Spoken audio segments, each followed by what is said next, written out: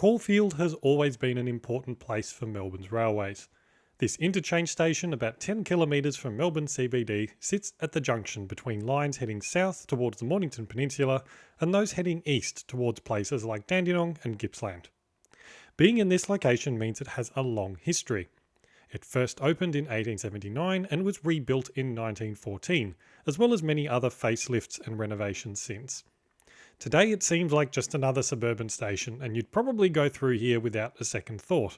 But 100 years ago today, on the 26th of May 1926, it was the site of one of the worst rail disasters in the history of Melbourne, which is what we're going to talk about in today's video. Before we start, a quick reminder to subscribe if you haven't already. I'd really appreciate it, and every little bit helps. It's May 1926. Victoria has just completed the monumental task of converting its suburban passenger rail network from steam to electric. This transformation was done for several reasons, including speed and passenger comfort. Amongst other things, this allowed the then new Tate trains to be introduced. For the time, these were a revolution in passenger rail. They were generally quieter, more comfortable and faster than their steam-hauled predecessors, and Tates remained in operation for many decades. By 1926, the number of passengers had increased significantly, largely because of these improvements in comfort and speed, and the already popular rail network was now even busier. Its popularity was further bolstered by the reputation of electric trains as being very safe. Since their introduction in Melbourne, there had been no passenger deaths in crashes on the electric railways. Just to be clear, there had been fatal crashes on the electric network before May 1926. Most notably the Hyatt rail disaster in March 1925, when 8 people in a car were killed when an electric goods train crashed into them at the Wickham Road level crossing. But at the time, none had been caused by electric trains actually crashing into each other. Now, as we mentioned earlier, Caulfield is an important junction. At the time, it was much more complex than it is today. Not only because of the number of tracks and points, but also because it had a goods yard, sidings, and a platform for loading horses to service the nearby racecourse. To control all of this, it also had a new signal box built in 1920 at the west end of the station on a blind corner, a fact that will become important shortly. So with that background, we come to the main topic of today. On the 26th of May 1926, a Tate train driven by Henry Mummery left Williamstown Station bound for Carrum. With him was Horace Stubbs, who was working as guard for the train. Meanwhile, on the other side of Melbourne, George Wright started his shift at the Caulfield Signal Box A at about 3 p.m. John Loftus assisted him as block recorder, and his job was to record the arrival and departure times of each train at the station. A few hours later, the Carrum train that had come from Williamstown, driven by Henry Mummery, departed Malvern and approached platform 4 at Caulfield, arriving there at 6:15 p.m. It had to wait here a while because of some delays caused by a late arriving train from Oakleigh, which was apparently a routine event. I guess some things just never change. A few minutes later at 6:20 p.m, a second Tate train, which was bound for Oakleigh, driven by William Milvain with James Hargraves as guard, approached Caulfield Station, also from the west. They continued along the track towards platform 4 and through the blind corner. To the great surprise of George Wright and John Loftus in Signal Box A, this second train went right past them and their signal to stop. The two men in the signal box frantically attempted to stop the train before it headed into the platform that was already occupied, but it was too late. Within seconds, despite their best efforts to stop, the Oakleigh-bound train ploughed into the back of the Carrum train at speed. The two wooden Tate trains splintered, shattering their glass windows and sending the motor van flying a metre into the air. The lights inside the trains went out almost instantly as the pantographs were damaged, throwing people into the darkness.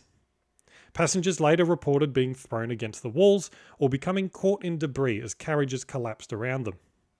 As it was peak hour, both trains were full of passengers, and there was chaos as people tried to find their way out, many of whom suffered all kinds of different injuries.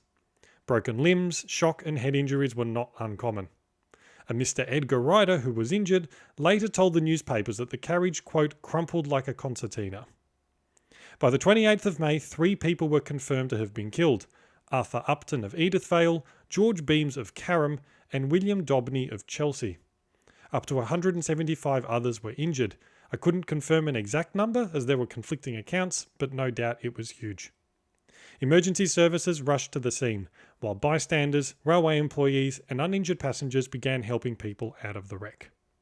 Miraculously, the driver of the Oakley-bound train, William Milvain, survived the crash with barely a scratch. But this was far from the end of the story for him and the other railway employees on duty that day. The coronial inquest into the crash began on the 22nd of June 1926 to see if any of them were to blame. The coroner, Daniel Berryman, was not familiar with the operation of railways, and so a lot of time was spent explaining its intricacies. Initially, fingers were pointed at the driver of the Oakley-bound train, William Milvain, amidst accusations that he had passed the signal at danger, i.e. telling him not to proceed, and the coroner, in his verdict, found both of them guilty of manslaughter and to be tried in the criminal court.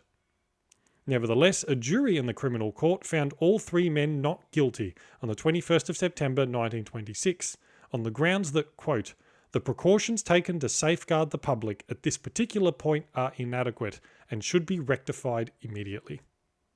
Despite the clearing of Milvain and Hargraves by the justice system and the implication that the system instead was at fault, the Victorian Railways convened their own discipline board as well. After a hearing lasting 2 days, both Milvain and Hargraves were found guilty of misconduct and were demoted, and Milvain and Hargraves never worked on the railways again. This wasn't the only inquiry into what happened though. Given its significance, it was vital to find out the definitive cause to reinstate public confidence and prevent it from happening again. One of these was from the Victorian Railways, who held their own inquiry and inspections. They concluded that there was no technical fault. All the trains involved were in working order, including the brakes, and no faults were found with any of the signals or tracks.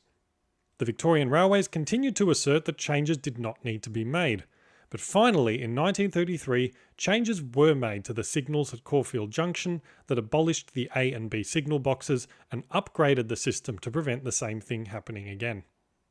Today, electric trains continue to run through Melbourne successfully, and with all the improvements in training, safety and technology over the years, they are now safer than ever. This disaster is commemorated at Caulfield Station with this plaque on platform 4. And as we mentioned earlier, today, the 26th of May 2026, is the 100th anniversary of this crash. If you want to know more, this book by Travis Sellers called The Caulfield Railway Disaster, Carnage and Courage is available at some libraries, or to purchase from the Friends of Cheltenham and Regional Cemeteries. That's all for today. Again, a reminder, if you haven't subscribed to the channel, to please do so. Every little bit helps me get more stories about Melbourne and Victoria out to more people. And if you're interested, why not sign up to my supporters portal at members.philipmallis.com.